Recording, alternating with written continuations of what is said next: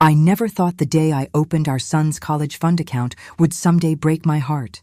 But when I checked the balance and saw $0, I felt my entire world collapse. That money represented years of sacrifices, skipped vacations, extra shifts, and sleepless nights all gone. My husband Daniel had stolen it. Not for an emergency, not even for himself. He used it to buy gifts for his mistress, a woman half my age who called me old news. When I confronted him, he didn't even flinch. He smirked and said, "You'll thank me one day when you stop living like a victim." But what Daniel didn't know was that our 11-year-old son was listening. And that night, something changed in him and both of us. A week later, Daniel's mistress called in tears, screaming that her new car had been towed, her phone wiped clean, and her bank account frozen. Daniel was suddenly drowning in chaos he couldn't explain. That's when my son turned to me and whispered, "Mom, I think I fixed it. You won't believe how a quiet, kind-hearted boy outsmarted the man who destroyed our future, or how his plan revealed the one secret Daniel never wanted us to know." Hi, I'm Emma, and this is the story of how I lost everything I thought made me a family, only to discover the strength that truly defines one.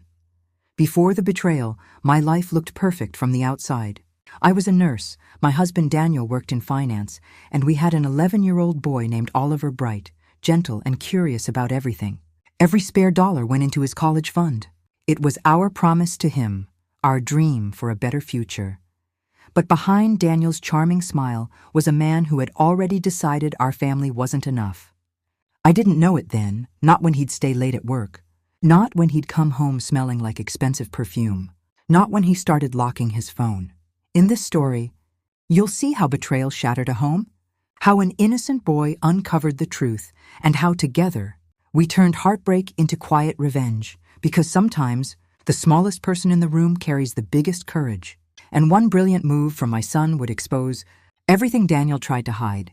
It started with a single notification. Daniel's phone buzzed on the kitchen counter while he was in the shower. I didn't mean to look, but the preview flashed her name. "Can't wait to see you tonight, baby." My stomach dropped. I wanted to believe it was innocent, but my heart already knew. That night, when I asked him, he laughed. "Emma, you're imagining things again. Maybe if you focused less on being a mother and more on being a wife, I wouldn't have to work so late." Those words cut deeper than any knife. Days turned into weeks of cold silence and fake smiles. Then came the real blow when I opened Oliver's college fund account to transfer his school payment and saw $0. I thought it was a glitch. But the transaction history told another story. Multiple transfers to a luxury boutique, a jewelry store, and a car dealership. All under Daniel's name. When I confronted him, he didn't deny it. He just stared at me with that smug grin and said, "You'll earn it back. You always do." That night, Oliver found me crying in the dark. I tried to hide it, but he saw the empty folder labeled "College Dreams." He didn't say much, just hugged me tight and whispered, "He won't get away with this, Mom." I thought he was just being protective, but I didn't realize in that moment Oliver had already started planning something I could never have imagined. The days after discovering the betrayal felt endless. Every corner of the house whispered Daniel's lies, his cologne on the pillows, his shoes by the door he never truly came home through. I kept telling myself to stay strong for Oliver.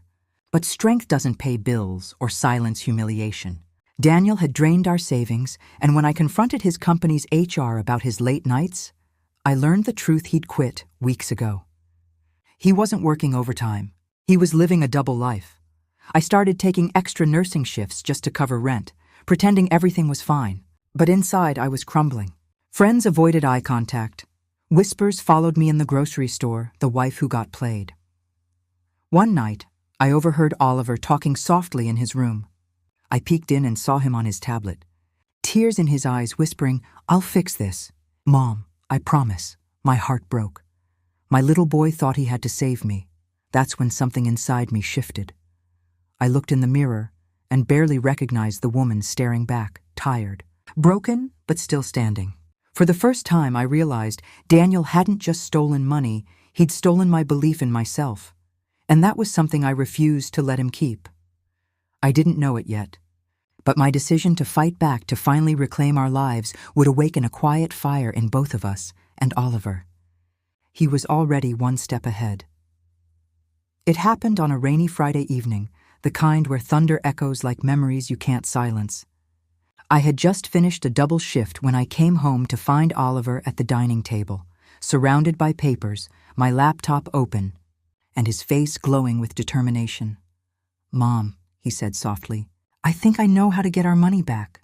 At first, I thought it was just a child's fantasy, but then he showed me records, screenshots, email trails Daniel had carelessly left synced on his old tablet. Bank transfers to his mistress, hidden accounts under fake names, even a falsified tax document. Oliver had pieced it all together like a puzzle. My hands trembled. It wasn't just evidence, it was power. That night, something inside me hardened. I stopped crying. I stopped begging fate to be kind. I printed every file, every transfer, every message, and built a quiet case. I wasn't just a broken wife anymore, I was a woman preparing for war. I reached out to Daniel's former boss, forwarded proof of his fraud, and contacted a lawyer. The wheels began to turn, slowly, silently. When Daniel came home that weekend, bragging about his new life, I smiled for the first time in weeks. Not because I'd forgiven him, but because I knew his empire was about to collapse. That was the night I decided. He might have stolen our future once, but now, I was taking everything back. The storm outside mirrored the one brewing inside our home. Daniel barged in that night, drenched in arrogance and rain. He tossed his jacket over the chair and smirked.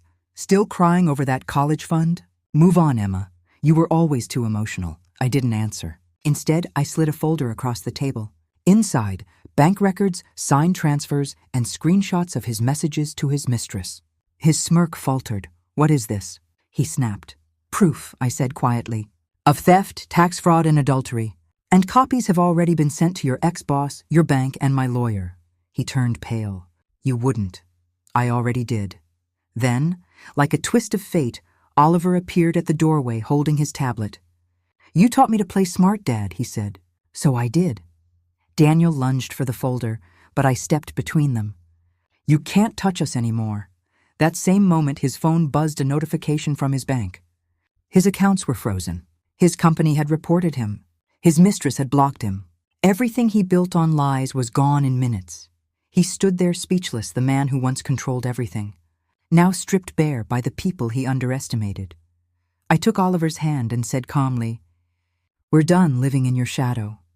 As we walked away, Daniel whispered, "You'll regret this." I turned back just once and replied, "No, this time you will." In the months that followed, the chaos slowly faded into calm. The court ruled in my favor. Daniel was ordered to repay every cent he stole, plus damages. His reputation crumbled, and for once I didn't feel pity. I felt peace. Oliver and I moved into a smaller home by the coast. It wasn't fancy, but it was ours. We painted the walls ourselves, laughed over burnt dinners, and built new dreams one honest brick at a time. Sometimes I'd catch him staring out the window, deep in thought. When I asked what he was thinking, he said, "I just like knowing we're free now." That's when I realized the truth revenge wasn't about destroying Daniel's life. It was about reclaiming ours. Betrayal broke me, but it also rebuilt me stronger, wiser, and unafraid to stand alone. And watching my son's courage reminded me that strength doesn't always roar. Sometimes it's quiet, patient, and 11 years old. So, to anyone watching who's ever been lied to, used, or made to feel small, remember this. You don't need to become cruel to win. You just need to stop giving your power away, because healing is the greatest revenge, and freedom, that's the happily ever after we all deserve. Have you ever been betrayed by someone you trusted completely? How did you find the strength to rise again? Share your story in the comments. I read every single one, and your words might help someone else find their courage too. If Emma and Oliver's journey touched your heart, don't forget to like this video, subscribe, and hit the notification bell so you never miss another emotional story like this one. Every week, we share true tales of heartbreak, revenge, and redemption stories that prove no matter how deep the pain, There's always a way back to light, and in the next episode, you'll meet a woman who discovered her husband's double life through their daughter's diary and turned the tables in a way no one saw coming. Stay tuned. Your story might be next.